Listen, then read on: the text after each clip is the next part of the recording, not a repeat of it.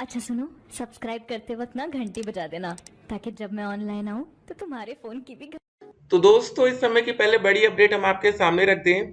DElEd प्रथम और तृतीय सेमेस्टर की उत्तर पुस्तिकाएं मूल्यांकन हेतु प्राप्त कराए जाने के संबंध में पीएनपी प्रयागराज से ऑफिशियल आदेश जारी कर दिया गया है। जी हाँ दोस्तों, इस समय की बड़ी अपडेट है, देख सकते हैं।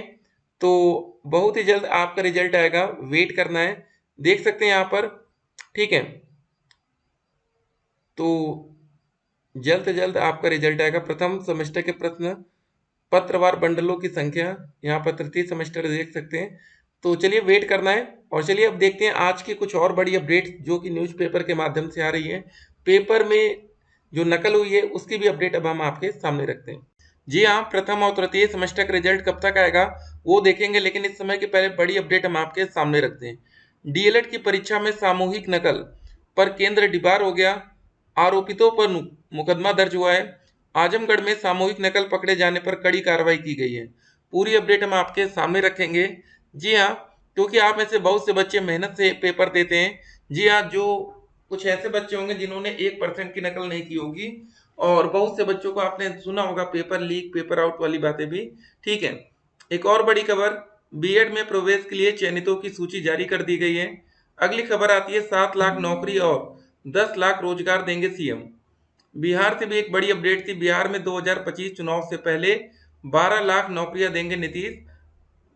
बिहार के सीएम ने गांधी मैदान में तिरंगा फहराने के बाद ये बड़ी बात कह दी है, ठीक है। अगली खबर देखिए, यूपी में 69,000 शिक्षक भर्ती में झटका, हाई कोर्ट ने कहा नई चयन सूची बनाई जाए। जी हाँ दोस्तों, मतलब ये वैकेंसी पता है कब की है? दिसंबर 2018 में इसका नोटिफिकेशन आया था और 6 जनवरी 2019 को इसका एग्जाम हुआ था। सोचिए ये वैकेंसी आज तक फाइनल नहीं हो रही है। उत्तर प्रदेश में नई भर्ती कैसे है जब पुरानी भर्ती ही फाइनल नहीं हो पा रही है, ठीक है। पूरी अपडेट को देखिए। आरक्षण नीति का करे पालन, अभ्यर्थियों की चयन सूची रद्द करने के खिलाफ 90 अपीलें, ठीक है, निस्तारित हुई। पहले से चयनित सहायक प्राथमिकी शिक्षकों की नौकरी पर संकट आ गया। अब दोस्त किन पर संकट है? ये उन बच्चों पर संकट आएगा जो बच्चे जनरल कैटेगरी से नौकरी पाए, क्योंकि आरक्षित वर्ग में तो कोई दिक्कत ही नहीं होगा। जो बच्चे ओबीसी एससी एसटी कैटेगरी से हैं उनको दिक्कत नहीं हो। इसी माह मिल सकता है शिक्षा चयन आयोग को स्थायी अध्यक्ष। जी हाँ, मतलब इतने दिन हो गए, एक तो यूपी टेट का नोटिफिकेशन, नई भर्ती का नोटिफिकेशन कुछ देखने को नहीं मिल रहा है, और यहाँ पर अभी तक स्थायी अध्यक्ष नहीं। इससे तो बेहतर था भैया हमारा पीएनपी ही काम कर रहा था, कम से कम एक वैकेंसी तो आ रही थी। ना तो वैकेंसी आ रही, ना तो यूपी टेट का एग्जाम हो रहा है। मतलब बिल्कुल सब मजाक बना कर रख दिया गया है। अगली खबर देखिए, ये बढ़िया खबर हम कह सकते हैं। सिपाही भर्ती के अभ्यर्थी 22 से बसों में करेंगे मुफ्त यात्रा। जी हाँ दोस्तों, जब पेपर लीक पेपर आउट हो जाता है, जब नेक्स्ट टाइम एग्जाम होता है ना, तो एक फायदा बच्चों को दिया जाता है कि उनके लिए कम से कम बसेस को फ्री कर दिया जाता है। लास्ट टाइम ऐसा यूपी टेट में भी देखने को मिला था। एक नंबर से पास हुए अभ्यर्थियों को भी नौकरी की आस लग गई है। जी हाँ दोस्तों, नई सूची पर निगाह रखेंगे और किसी भी अभ्यर्थी के साथ नाइंसाफी न हो यह सुनिश्चित करवाने में कंधे से कंधा मिलाकर अभ्यर्थियों को साथ निभाएंगे, ऐसा अखिलेश यादव जी कह रहे हो। अनुप्रिया पटेल जी क्या कहती हैं? कोर्ट ने आरक्षण नियमों का पूरा पालन करते हुए नई मेरिट लिस्ट बनाने का आदेश दिया है। तब उम्मीद करती हूँ कि वंचित वर्ग के प्रति न्याय होगा। एक सिंपल सी बात आपको इस वैकेंसी में बता दें, अगर किसी बच्चे को नौकरी मिलेगी तो किसी बच्चे की नौकरी जाएगी। ऑलरेडी उस पर कोई ना कोई बच्चा नौकरी कर रहा है। अगर एक जनरल कैटेगरी के बच्चे की नौकरी जाएगी तो दोस्तों किसी आरक्षित वर्ग के बच्चों को नौकरी मिलेगी, ठीक है। देखिए यहाँ पर भी साफ साफ लिखा है। इस न्यूज़पेपर की कटिंग अभी हमने आपके सामने रखी थी, क्योंकि आजकल क्या होता है ना, जो बच्चे लेकिन पहले से नौकरी कर रहे हैं, देखिए उनकी रिकवरी ना हो, ऐसा भी हो सकता है, याद रखिएगा, ठीक है।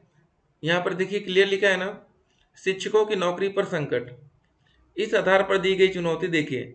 चयन सूची को इस आधार पर चुनौती दी गई थी कि आरक्षित श्रेणी के उन अभ्यर्थियों को भी आरक्षित श्रेणी में जगह दी गई जिन्होंने अनारक्षित मतलब जनरल कैटेगरी के लिए तय कट ऑफ मार्क्स प्राप्त किए हैं, जबकि अनारक्षित वर्ग के अभ्यर्थियों की ओर से दाखिल याचिकाओं में कहा गया था कि आरक्षित वर्ग के उन अभ्यर्थियों को गलत तरीके से अनारक्षित वर्ग में रखा गया जिन्होंने टेट व सहायक शिक्षक भर्ती परीक्षा में आरक्षण का लाभ लिया था।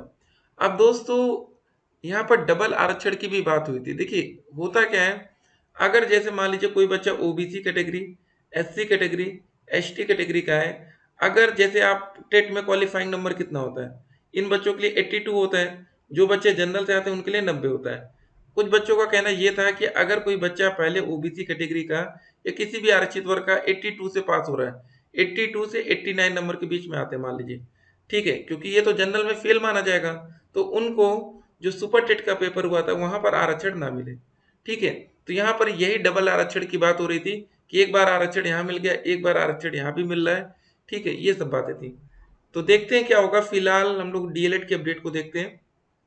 देखिए, diploma in elementary education DElEd तृतीय सेमेस्टर की गणित विषय की परीक्षा में आजमगढ़ के, ठीक है, रानी की सराय थाने के राजेंद्र स्मारक इंटर कॉलेज सेठवल केंद्र में सामूहिक नकल पकड़े जाने पर कॉलेज के खिलाफ कड़ी कार्रवाई की जा रही है। उत्तर प्रदेश परीक्षा नियामक प्राधिकारी पीएनपी सचिव अनिल भूषण चतुर्वेदी ने इस केंद्र को गणित विषय की परीक्षा रद्द कर कॉलेज को डिबार कर दिया है। यहाँ पर दोस्तों देख सकते हैं, यहाँ पर गणित का पेपर रद्द भी कर दिया गया, ये बड़ी खबर है।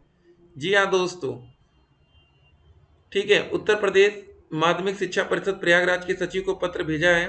13 अगस्त को परीक्षा के दौरान सामूहिक नकल पकड़े जाने पर कॉलेज के प्रधानाचार्य सहित कई पर कार्रवाई की गई है। आरोपितों के विरुद्ध पुलिस ने मुकदमा दर्ज किया है। सामूहिक नकल की रिपोर्ट के आधार पर इस केंद्र की रद्द की गई गणित विषय की परीक्षा बाद में कराई जाएगी। पीएनपी सचिव ने बताया कि पुलिस भर्ती परीक्षा को देखते हुए इस केंद्र की गणित की परीक्षा सितंबर में कराई जाएगी, जिसकी तिथि बाद में घोषित होगी। जी हाँ दोस्त, अभी यूपी पुलिस वाला जो एग्जाम लग रहा है, तो अब इसका जो गणित का पेपर रद्द हुआ है वो बाद में होगा। ये इंपॉर्टेंट अपडेट है, ठीक है। ये दोस्तों बात कहाँ की है, तृतीय सेमेस्टर गणित विषय, ध्यान रखिएगा, प्रथम नहीं है, तृतीय, ठीक है।